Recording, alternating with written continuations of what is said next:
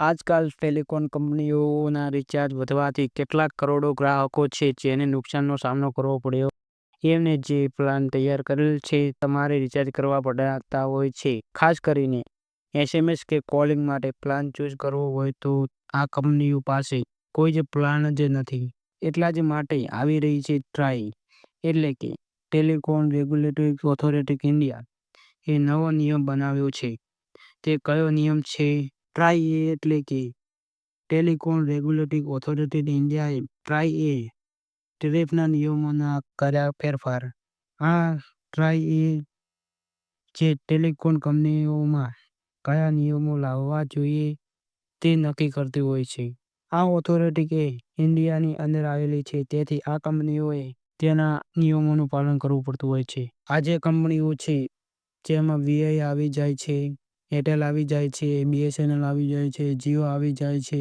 આ બધી કંપનીઓ છે જે ટ્રાઈના નિયમોનું પાલન કરવું પડતું હોય છે. દાખલા તરીકે તમારી પાસે સાદો કીપેડ ફોન હતો તે મોબાઈલમાં રિચાર્જ કરવા પડતા હતા. તે રિચાર્જની સાથે ડેટા પણ કરવા પડતા હતા. તે આ કારણે હજારો લોકોને નુકસાનનો સામનો કરવો પડતો હતો. તેથી આ કંપનીઓએ ટ્રાઈએ નવા નિયમો લાગુ પડ્યા છે.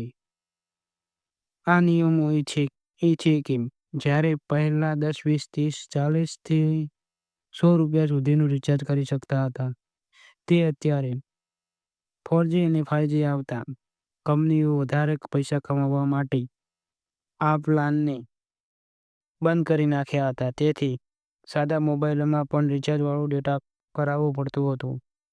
તેથી હવે તે ચેન્જ ક્યારે કર્યા છે અને પ્લાનને ચેન્જ ક્યારે થશે એ સંપૂર્ણ માહિતી વિડીયોમાં બતાવી રહ્યા છીએ.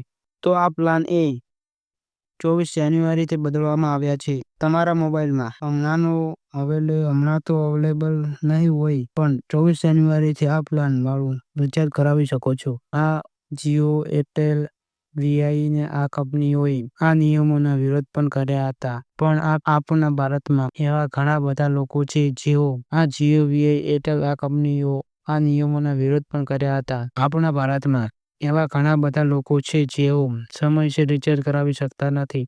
તેથી લોકોનું કાર્ડ, કોલ અને SMS બંધ થઈ જતા હોય છે. તેથી હવે લગભગ 50 કે 60 રૂપિયામાં તમે રિચાર્જ કરાવીને તમારું કાર્ડ ચાલુ રાખી શકો છો.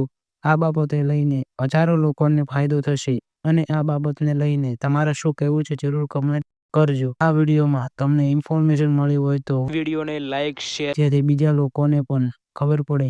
અને જો તમને અમારી ચેનલમાં નવા આવ્યા હોય તો સબસ્ક્રાઇબ કરવાનું ના ભૂલતા. મળીએ બીજા વિડીયો.